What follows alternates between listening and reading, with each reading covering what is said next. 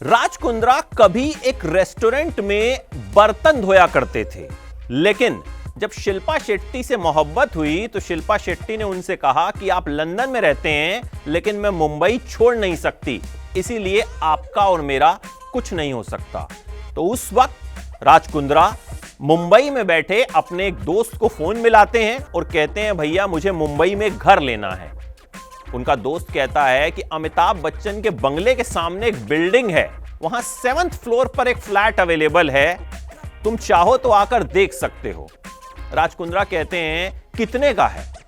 बातचीत होती है, पैसे फाइनल होते हैं, 10 मिनट में राज कुंद्रा वो डील क्लोज कर देते हैं, अमिताभ बच्चन के बंगले के सामने घर खरीद लेते हैं और फिर शिल्पा शेट्टी को फोन लगाते हैं कि वो आप क्या कह रही थी कि मेरा मुंबई में घर नहीं है, मैंने आपके लिए मुंबई में घर खरीद लिया है और अब मैं आपके साथ मुंबई में रह सकता हूं, अब बताइए आपको मेरी मोहब्बत कबूल है या नहीं। एक ऐसा शख्स जो रेस्टोरेंट में बर्तन धोया करता था, उसके पास इतना पैसा कहां से आ गया कि 10 मिनट में उसने मुंबई जैसी जगह पर अमिताभ बच्चन के बंगले के सामने शिल्पा शेट्टी के लिए घर खरीद लिया।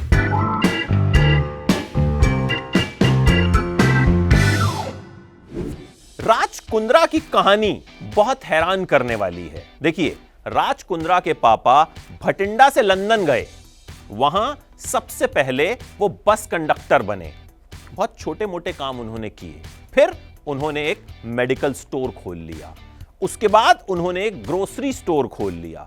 राज कुंद्रा के पिता मंझे हुए बिजनेसमैन थे, एक बिजनेस से दूसरे बिजनेस में बहुत जल्दी शिफ्ट कर जाते थे। जब उन्हें लगता था कि भाई ये बिजनेस कमाई नहीं दे रहा तो वो तुरंत दूसरे बिजनेस में शिफ्ट कर जाते थे। ऐसे करते करते उन्होंने अपना रेस्टोरेंट भी खोल लिया। अब जब राज कुंद्रा 18 साल के हुए तो पिताजी ने उनसे कहा कि भैया या तो मेरा रेस्टोरेंट संभाल लो या फिर कोई कामकाज कर लो, 6 महीने का वक्त मैं तुम्हें देता हूं। उस वक्त राज कुंद्रा करते क्या थे? अपने पिताजी के रेस्टोरेंट में बर्तन धोया करते थे, यानी पिताजी के रेस्टोरेंट में ही कामकाज किया करते थे, अपना खुद का कुछ काम धंधा था नहीं। राज कुंद्रा ने पिताजी से कहा कि भाई कुछ पैसे दे दीजिए, मैं कुछ शुरू करने की कोशिश करता हूं। उन्हें 2000 यूरो उनके पिताजी ने दे दिए कि भैया अच्छा ठीक है कर लो। राज कुंद्रा पहुंच गए दुबई, वहां हीरो के बिजनेस में जाने की उन्होंने कोशिश की, डायमंड्स का बिजनेस सोचा अपना सेट कर लेता हूं, लेकिन बड़ी कोशिश के बाद भी बात नहीं बनी। इसके बाद राज कुंद्रा पहुंचे नेपाल। अब नेपाल जाकर क्या हुआ? राज कुंद्रा ने देखा कि वहां पश्मीना की शॉलें बिक रही हैं और बड़ी सस्ती बिक रही हैं। राज कुंद्रा को लगा यार ये तो बड़ी महंगी चीज है, बड़े सस्ते में बिक रही हैं। पापा ने जो पैसे दिए थे उससे वो पश्मीना की करीब 100 शॉलें खरीद लाए लंदन, और लंदन आकर जो बड़े बड़े स्टोर्स थे उनसे कांटेक्ट किया और कहा कि भाई मेरे पास ये शॉलें हैं, और उन स्टोर्स को भी वो शॉलें पसंद आई और राज कुंद्रा ने अच्छी कीमत पर उन्हें वो शॉल्स बेच दी। शॉल्स बेचकर राज कुंद्रा ने लाखों कमाए, फिर शुरू कर दिया अपना बिजनेस। जी हां, फिर डायमंड के बिजनेस में भी आए।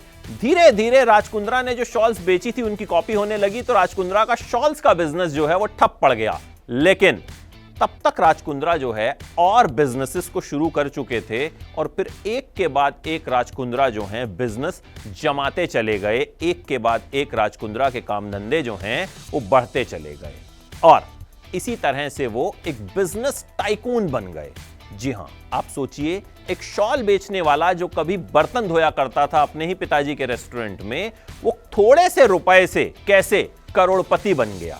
अब शिल्पा शेट्टी से कैसे मुलाकात हुई? देखिए, शिल्पा शेट्टी अपने रियलिटी शो बिग ब्रदर के लिए लंदन में थी, उन्होंने शो जीता। जीतने के बाद शिल्पा शेट्टी के मैनेजर चाहते थे कि शिल्पा यहां कुछ करें। शिल्पा शेट्टी के मैनेजर के एक दोस्त थे जो राज कुंद्रा के भी दोस्त थे, उनके जरिए राज कुंद्रा से मुलाकात हुई। कहा कि भाई कोई फिल्म जो है बनाना चाहते हैं शिल्पा शेट्टी को लेकर हम। राज कुंद्रा ने कहा देखो भाई अभी तो ये फेमस हैं, लेकिन जब तक फिल्म रिलीज होगी इनका जो बज़ है, इनकी जो चर्चा है वो ठंडी पड़ जाएगी, तो जो करना है अभी करो। तो राज कुंद्रा ने कहा कि भाई मैं इन्हें लेकर एक परफ्यूम का ब्रांड लॉन्च कर देता हूं। शिल्पा शेट्टी की मम्मी और शिल्पा से उनकी मुलाकात हुई। शिल्पा को पहली नजर में देखा और इश्क हो गया। शादीशुदा थे उस वक्त राज कुंद्रा। जी हां, शिल्पा शेट्टी की मम्मी के पैर छुए, मम्मी भी इंप्रेस हुई, मम्मी को डील बताई, लेकिन भैया मम्मी ने कहा ये सब तो हमको पहले ही लोग ऑफर कर चुके हैं, ये नहीं करना। लेकिन राज कुंद्रा को तो शिल्पा के साथ वक्त बिताना था, उन्होंने डबल पैसा ऑफर कर दिया और फिर वो परफ्यूम लॉन्च हुआ S2 नाम का, उस परफ्यूम की धूम मच गई। उसके बाद शिल्पा और राज की मुलाकातें होने लगी, दोनों एक दूसरे के करीब आने लगे और फिर राज कुंद्रा ने शिल्पा शेट्टी को प्रपोज किया। शिल्पा ने कहा कि भाई मैं मुंबई नहीं छोड़ सकती हूं, हिंदुस्तान नहीं छोड़ सकती हूं, आप तो लंदन में रहते हैं। तभी राज कुंद्रा ने वो घर खरीदा और फिर शिल्पा शेट्टी को प्रपोज किया और शिल्पा शेट्टी ने भी हां कर दी। अब उस वक्त राज कुंद्रा ने अपनी पहली पत्नी को तलाक दिया और उनकी पहली पत्नी ने एक इंटरव्यू में कहा भी कि भाई शिल्पा शेट्टी की वजह से तलाक हुआ है। लेकिन सालों बाद राज कुंद्रा ने खुलासा किया कि उनकी पत्नी का अफेयर उनके ही जीजा के साथ था और उन्होंने ये बात पकड़ ली थी, इसीलिए राज कुंद्रा ने अपनी पत्नी को तलाक दिया था, न कि शिल्पा शेट्टी की वजह से। राज कुंद्रा को सबसे पहले इश्क हुआ था एक पाकिस्तानी हसीना से। जब वो पढ़ा करते थे तो एक पाकिस्तानी हसीना पर दिल आ गया, उसके साथ डेटिंग शेटिंग भी शुरू कर दी, लेकिन जब पिताजी को पता चला तो पिताजी ने उस स्कूल से ही निकलवा दिया। फिर शिल्पा शेट्टी से शादी होने के बाद राज कुंद्रा जो हैं वो हिंदुस्तान आ गए, यहीं रहने लगे। इंडियन मीडिया में भी राज कुंद्रा सुर्खियां बनाने लगे। जी हां, शिल्पा शेट्टी के पति होने की वजह से। हालांकि उनके बिजनेसेस और भी थे, लेकिन हिंदुस्तान में उन्हें शिल्पा शेट्टी के पति के तौर पर ही जाना जाने लगा। फिर उन्होंने धीरे धीरे जो है एंटरटेनमेंट इंडस्ट्री में भी इन्वेस्ट करना शुरू कर दिया। आईपीएल की टीम भी खरीदी, उन पर मैच फिक्सिंग के आरोप भी लगे। हालांकि फिर बाद में उन्हें वो टीम छोड़नी भी पड़ी और फिर वो विवादों में फंसे, अश्लील फिल्में बनाने का उन पर जो है आरोप लगा।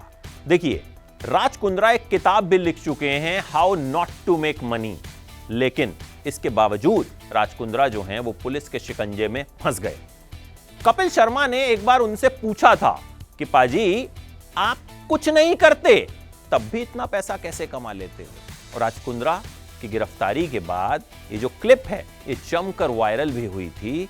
तो भाई एक बात तो है, राज कुंद्रा शुरू में कुछ नहीं करते थे, लेकिन उसके बावजूद भी वो करोड़पति बने। उनकी कहानी बहुत लोगों को इंस्पायर कर सकती है, लेकिन इस कहानी में जब एक दाग लग गया तो जाहिर तौर पर एक सक्सेसफुल बिजनेसमैन जो है वो कहीं ना कहीं सवालों के घेरे में आ गया और कहीं ना कहीं ये दाग भी उनकी कहानी के साथ हमेशा जुड़ा रहेगा।